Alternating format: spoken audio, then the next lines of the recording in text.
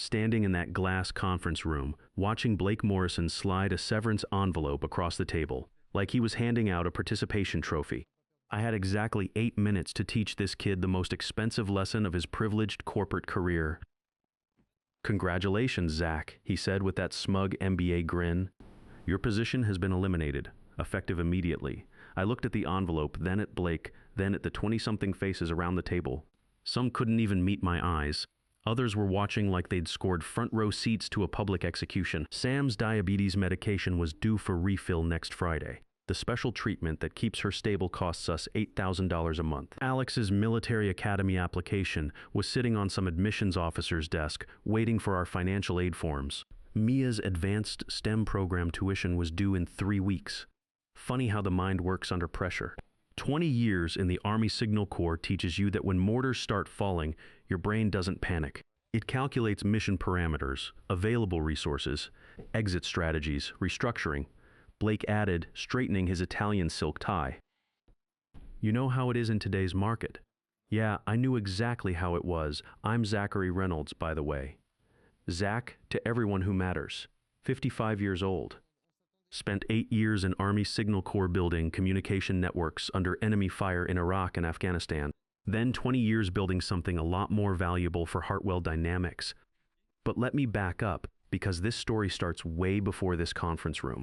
When I joined Hartwell 20 years ago, we were a small defense contractor struggling to compete with the big players. Blake's father had vision and government connections, but no technical expertise.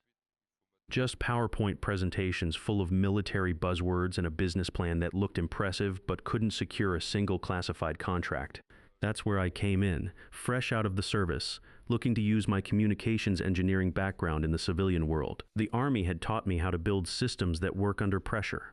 Real pressure, not the fake pressure of missed quarterly targets. When you're establishing secure communications while taking incoming fire, you learn to build things right the first time. SecureLink was my creation from day one. I designed the encrypted communication protocols, wrote the core defense systems, debugged every problem that would have killed any other contractor. For years, Blake praised me in investor meetings. "Zach's the backbone of this operation," he'd say. "Former military knows how to get things done." Couldn't run this company without him. Investors love that story, the disciplined veteran building cutting-edge defense technology. It played well in presentations, but about 6 months ago, something shifted. Blake started getting cold in meetings. My access to financial reports quietly disappeared. Conversations stopped whenever I walked into a room. The classic "we don't need the expensive guy anymore" playbook. I'd seen it before at other defense contractors where some of my Army buddies ended up working. The writing was on the wall when I saw the paperwork last week. A draft contract for Colin Hayes, 24 years old, fresh out of college. His proposed salary was $72,000. Mine was $145,000. The job description was an exact copy of my responsibilities, just with a few buzzwords changed. That's when I realized Blake wasn't just replacing me. He was trying to erase me. My name was getting scrubbed from patents, press releases, internal documentation. 20 years of building this company from a small contractor to a $200 million defense operation, and they wanted to pretend I'd never existed. But here's what Blake didn't understand about military training. You always prepare for the worst-case scenario, always have contingencies, always have an exit strategy. See, SecureLink wasn't just defense communication software. It was a living, breathing network that I'd architected to be both resilient and highly sensitive to unauthorized control. 6 months ago, when I started seeing the signs, I embedded something not malicious. That's not how we operated in the service, but protective, a fail-safe protocol. If certain credentials got revoked, mine specifically, the system would assume hostile takeover and initiate automatic lockdown. Not destruction, not data loss, just offline, everything. Servers, APIs, client interfaces, government contract portals, the whole infrastructure. Dead as a doornail until proper authorization could be re-established. I stood up slow, unclipped my security badge, and set it down gentle on that polished glass table. Around me, I could hear the subtle shift in breathing patterns, tension rising. "Target acquired, Blake," I said, letting the silence hang for a beat. "I suggest you pull up the SecureLink monitoring dashboard. You're going to want to see the countdown that just started." The room went dead, quiet. "Excuse me?" Blake blinked. I smiled. Not the friendly kind. The kind you give when you know exactly how the next 8 minutes are going to play out. Check your system status. Mission clock is running.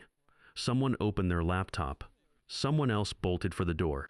Rachel Foster, our operations director and former Air Force logistics officer, went wide-eyed. She knew that look. She'd seen it before in theater when things were about to get interesting. That's when the panic started. Blake's fake confidence melted like ice in the desert. He jumped up so fast his chair rolled backward. "What did you do?" I didn't answer. Just straightened my jacket. Picked up the little cardboard box they'd so thoughtfully provided for my personal effects, and headed for the door. Inside the box were a few family photos, my Army coffee mug, and a small American flag Alex had given me for Father's Day when he was 10. As I reached the doorway, I glanced back. Jordan Beck, our CTO, was typing like his life depended on it. 2 engineers were sprinting toward the server room. Blake was jabbing at his phone, probably calling someone who might know how to fix this mess. 7 minutes now, I said quietly, then stepped into the hallway. The elevator arrived just as my phone started buzzing. 7 missed calls already, all from numbers I didn't recognize. I stepped in, hit the parking garage button, and watched the countdown on my phone. 4:32 remaining, right on schedule. SecureLink went dark. Not just the internal systems, not just the test servers. The entire production network collapsed. Government contracts offline, classified communications dead, international defense partnerships severed. Hartwell Dynamics, the supposed leader in military communication technology, just became a $200 million paperweight. I could picture Blake staring at his screen as error messages multiplied like wildfire. Engineers scrambling to reboot servers, only to realize nothing was coming back online. The Pentagon liaison probably already on the phone, asking very pointed questions about system reliability and contractor competence. My phone vibrated again. This time it was a number I recognized. Rachel, probably the only person in that building who understood what just happened and why. I let it ring. Not yet. Let them understand the scope of their problem first.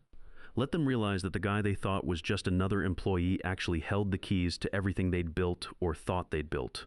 Because the truth was they hadn't built anything. I had. And now they were about to learn the difference between owning a company and running one. I drove home the long way, no rush, even stopped at the Starbucks on Maple Street, the one where Sam gets her morning coffee before her shift at the medical clinic. The barista, Jennifer, asked how my day went. Interesting, I told her, might be changing careers soon. She laughed, thinking I was joking. If only she knew the chaos unfolding 5 miles away was my doing. Well, technically it was their doing. I just built the consequences into the system. The house was quiet when I walked in. Sam was at her book club Thursday nights, with the other military wives discussing whatever novel they'd picked this month. Alex was upstairs studying for his SATs and working on his academy application essay. Mia had robotics club until 6. Normal family life, the kind I'd been working 20 years to protect. By the time I set my keys down, my phone was going crazy. 15 missed calls from Blake. 8 from Rachel, 4 from Jordan. Text messages flooding in from numbers I didn't recognize. System down, clients screaming, "Need you back now." Pentagon asking questions. "This is bad. Whatever you did, undo it, name your price." I powered down the phone, ordered Chinese food from that place Alex likes, and turned on the History Channel. Some documentary about D-Day communications. Appropriate. Around 5:30, Alex came downstairs. Kids built like his old man, but got his mother's brains. Plans to study systems engineering at the academy, assuming we can swing the additional costs. At 18, he's already showing the kind of leadership potential that makes a father proud. "Dad, you're home early," he said, grabbing a Coke from the fridge. "Yeah, had some interesting developments at work today." He gave me that look kids give when they're trying to figure out if their parents are having a midlife crisis. "Everything okay? You seem, I don't know, different, smart kid." "Everything's fine, son. Actually might be better than fine soon. How's the academy application coming?" "Good. Got the essay done. Wrote about leadership and doing what's right even when it's hard." I smiled. "That's my boy. Where'd you learn about that?" "From you, Dad. That story you told me about maintaining communications in Fallujah while taking mortar fire. How you kept the team focused on the mission even when everything was falling apart. The kid got it. Honor, duty, mission first. Values that seem to be in short supply in corporate America these days. At 55, I'd learned that respect isn't given, it's earned, And sometimes when people forget that lesson, you have to remind them. You know, Alex continued, some of my friends think the military is old-fashioned. But watching you all these years, seeing how you handle problems, how you never give up on what's right, that's the kind of man I want to be. Those words hit deeper than any corporate promotion ever could. This was why I'd spent 2 decades building something meaningful, not for stock options or bonuses, but to provide for my family and set an example for my kids. At 6:15, there was a knock. Deliberate, professional. I checked the peephole, Rachel Foster and Jordan Beck, both looking like they'd aged 5 years and 5 hours. I opened the door slow, just wide enough to read their faces. Well, this is unexpected. Social call? Rachel's expression was tight, controlled. Classic Air Force. Keep your emotions in check. Focus on the problem. Zach, we need to talk. It's urgent, seems sudden. Last I checked, my position was eliminated as of 4:30 this afternoon. Jordan stepped forward, former Army Signal Corps, but he'd gone soft in corporate life. Look, there's been a serious misunderstanding. I laughed, couldn't help it. A misunderstanding? Which part? The public humiliation, the severance envelope, or Blake trying to replace me with a college kid making half my salary. Rachel winced. She knew.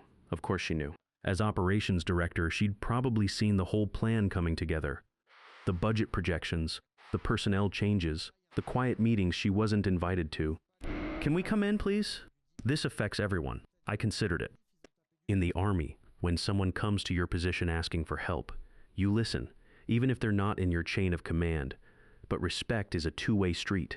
They'd sat in that conference room and watched Blake humiliate me. Nobody spoke up. Nobody questioned the decision. Still, Rachel and Jordan were good people caught in a bad situation. They'd served their country with honor before joining Hartwell. They understood what it meant to keep critical systems running, to maintain operational security, to honor commitments made to those depending on you, shoes off. They shuffled in like junior officers reporting to a commanding officer. I gestured to the living room. Have a seat. Alex peeked around the corner from the kitchen. I caught his eye. Why don't you go upstairs, finish that physics homework? He nodded, understanding the tone. When Dad uses that voice, you follow orders. But I could see the curiosity in his eyes. He knew something important was happening. I sat across from them, hands clasped, waiting. In negotiations, first person to speak usually loses. Another thing the military teaches you. At 55, I'd learned patience is often your greatest weapon. Jordan cracked first. Look, the system, SecureLink, it's completely offline. Everything. Production, development, government portals. We can't even send status updates. It's a catastrophic failure. Full stack lockdown, I said, finishing for him. Every client offline. Stock price, probably in free fall. Pentagon probably getting phone calls. Am I tracking this correctly? Rachel leaned forward. Zach, I ran the numbers. We're looking at breach of contract with 90% of our government clients. Legal is saying 24 lawsuits minimum by morning. The board's in emergency session. Sounds rough, I said. Jordan rubbed his neck, nervous habit from his Army days. This could kill the company, destroy everything we've built. Thousands of jobs. Everything we've built, I tilted my head. Interesting choice of words, Jordan. Remind me who wrote the core SecureLink architecture. He swallowed hard. You did. And who designed the encryption protocols that handle 90% of our classified traffic? You? And who spent the last 6 months getting cut out of strategic decisions while Blake tried to replace me with someone who doesn't know the difference between a firewall and a spreadsheet? Rachel jumped in. Look, Zach, we know this was handled wrong. Blake was impulsive, but this can be fixed. You can fix it. I stood up, walked to the window. Through the glass, I could see Mrs. Martinez watering her garden next door. Retired teacher lost her husband last year. Still waves every morning when I leave for work. This neighborhood, this life, it took 20 years of 12-hour days and missed family dinners to build.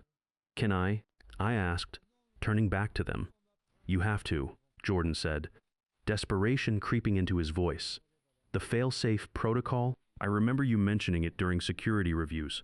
Something about unauthorized access triggering defensive measures. I smiled. You were paying attention after all. Yeah, it's a feature I built 6 years ago. Standard security protocol. When my credentials got revoked, the system assumed hostile takeover and protected itself. Rachel's military training kicked in. She was putting the pieces together, so you still have access. Of course I do. I built the back door the same year I put in the failsafe. Figured if someone ever tried to lock me out of my own system, I might need a way back in. I walked to my laptop, opened it, typed a few keys, the SecureLink dashboard loaded, all red alerts, critical failures, system integrity compromised. Jordan leaned forward, eyes wide, the whole network's down. Government data is isolated but intact. It's like the system is hibernating. That's exactly what it's doing, I said, turning the screen toward them, protecting itself until proper authority can be reestablished. Rachel met my eyes. And what constitutes proper authority? I closed the laptop. That depends. I walked back to the window. Through the reflection, I could see them both waiting. Two decent people caught in the middle of Blake's corporate stupidity. Rachel had served her country with honor before joining Hartwell.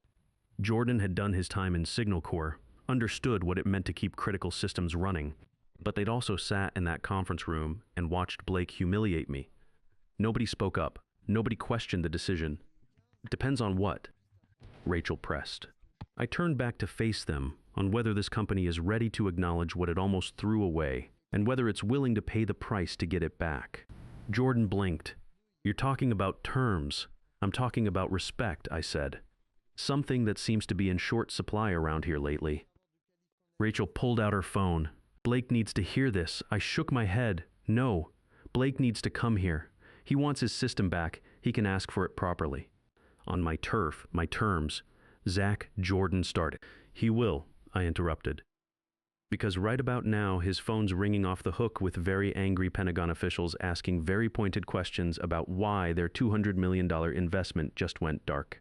Rachel was already dialing through the phone. I could hear it ringing and ringing. When Blake finally picked up, his voice was strained, desperate. Even from across the room, I could hear the panic. Rachel, thank God. Is he there? Can he fix it? Rachel looked at me. I nodded. He's here, she said. But Blake, you need to come over now and bring your checkbook. 20 minutes later, the sound of screeching tires echoed from my driveway. Through the window, I watched Blake's black BMW take the turn too fast, nearly clipping Mrs. Martinez's mailbox. The man was unraveling. Rachel and Jordan had spent the last 15 minutes fielding calls on their phones. The scope of the disaster was becoming clear. Hartwell's biggest client, Defense Logistics Command, was already threatening to pull their contract. The European division had gone dark completely. Someone from Defense News was asking questions about system reliability. The knock came fast and angry. 3 sharp bangs that rattled the front door. I let it sit. Military discipline. Control the tempo. Control the engagement. Another round of knocking, more desperate this time.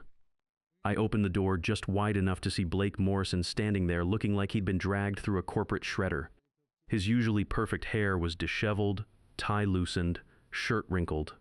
The confident CEO who'd smirked while firing me 6 hours ago now looked like a man watching his empire crumble in real time. Fix it, he said, trying to push past me. Fix it now. I didn't move. Just stood there blocking the doorway. Evening, Blake, rough day at the office. His face went red. Don't play games with me, Zach. Turn the system back on. You seem upset, I said, stepping aside slowly. Come on in, let's talk about it. He stormed into my living room like he owned the place. Rachel and Jordan stood up from the couch, uncomfortable. They knew what was coming. Blake spun toward me, eyes wild. This is sabotage. Criminal destruction of property. I'll have the FBI here within the hour. Careful, I said, voice calm and measured. You're about to make accusations you can't take back, in front of witnesses. He stopped, jaw clenched, breathing heavy, but behind all that bluster, I could see it. Real fear. The kind that comes when you realize you're in over your head. Blake, I said, walking to my laptop, let me show you something. I opened the SecureLink dashboard and turned it toward him. The disaster lit up his face like a Christmas tree. Government contracts 94% offline. Security breaches 156 and climbing. Pentagon calls 31, emergency board meeting 7. This look familiar? I asked. His fists clenched. You did this. You sabotaged our system. Rachel stepped forward. Actually, Blake, the logs show you revoked Zach's credentials at 4:32 this afternoon. The system lockdown was an automatic response to unauthorized access attempts. Jordan nodded, pulling up his own laptop. Here's the audit trail. When Zach's admin privileges were terminated, the security protocol triggered a protective shutdown. It's all documented. Blake's face drained of color. What security protocol? I smiled. The one I implemented 6 years ago and briefed you on in the quarterly security reviews? The ones you never attended because you were too busy playing golf with Pentagon liaisons. What do you want? He asked quietly. I walked back to the window. Outside, I could see Mia's headlights pulling into the driveway. Robotics club was over. In a few minutes, she'd walk through that door, probably complaining about calculus homework or asking if I could help her with college prep. What I want, I said, turning back to face them, is acknowledgement, respect, and compensation for what you tried to steal. Blake looked up. How much? 25% ownership of SecureLink patents, $2.8 million in personal compensation for attempted IP theft, reinstatement as Senior Defense Systems Advisor with a permanent board seat, and a public statement acknowledging my role as the chief architect. His mouth fell open. That's insane. 25% of something is better than 100% of nothing, Rachel said quietly, which is what we'll have if the system stays down much longer. And the Pentagon contracts, I added. Their CTO called me directly an hour ago. Offered me a consulting position.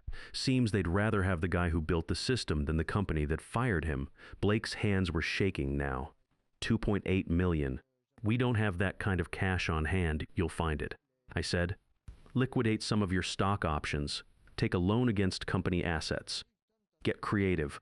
You seemed pretty creative when you were trying to replace me with a college graduate making $72,000. Mia walked through the front door, backpack slung over her shoulder. Dad, I'm home. Oh, sorry. Didn't know you had company. Just finishing up some business, sweetheart. How was robotics club? Good. We're building an autonomous navigation system.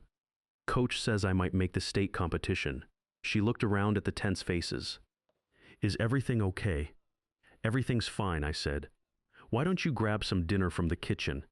Chinese food's still warm. She nodded and headed upstairs, but not before giving Blake a curious look. Smart kid, could sense the tension in the room. That's my daughter, I said after she was gone. 16 years old, honor roll student, wants to study aerospace engineering in college. Looks up to her dad because she thinks he's a man of integrity. I let that hang in the air for a moment. I'd like to keep it that way.